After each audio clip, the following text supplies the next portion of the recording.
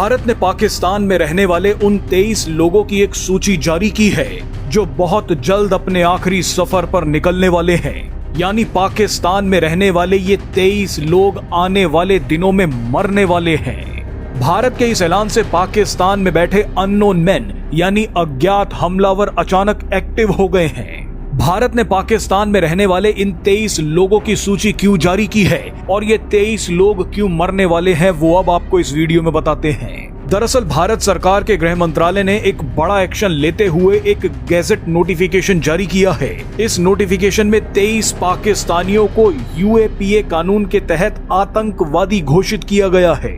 इनमें से ज्यादातर आतंकी जैश-ए-मोहम्मद और लश्कर-ए-तैयबा से जुड़े हैं जो पाकिस्तान या पीओके में रहने वाले हैं। हैरानी की बात देखिए कि भारत सरकार ने इन आतंकियों के नाम को सार्वजनिक करने के साथ साथ इनकी लोकेशन तक बता दी है।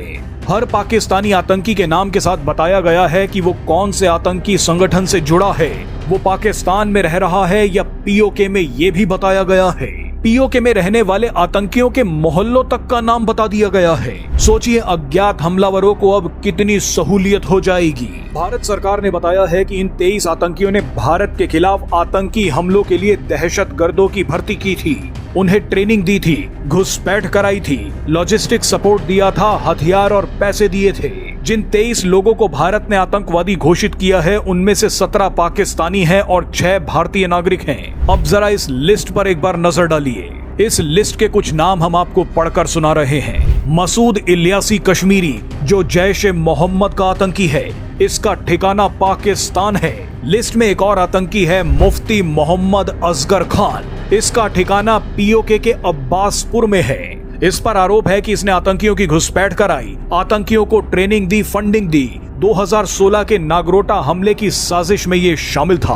हाफिज अब्दुल शकूर पाकिस्तान ऑक्यूपाइड कश्मीर के कोटली में रहता है। अब्दुल्ला जिहादी पाकिस्तान ऑक्यूपाइड कश्मीर की नीलम वैली में रहता है। देखिए भारत ने कितनी सटीकता से इनकी लोकेशन तक बता दी है। ऐसे ही 23 के 23 आतंकियों की लोकेशन, उनके आतंकी संगठन का नाम और उन पर जो आरोप है वो सब के सब बताए गए हैं। इन सभी के नाम आप ध्यान से पढ़ लीजिएगा क्योंकि आने वाले दिनों में जब खबरें आएंगी कि अननोन गनमैन ने किसी फलाने आतंकी को मार दिया है तो आप इस लिस्ट में उसके नाम पर टिक लगा लें।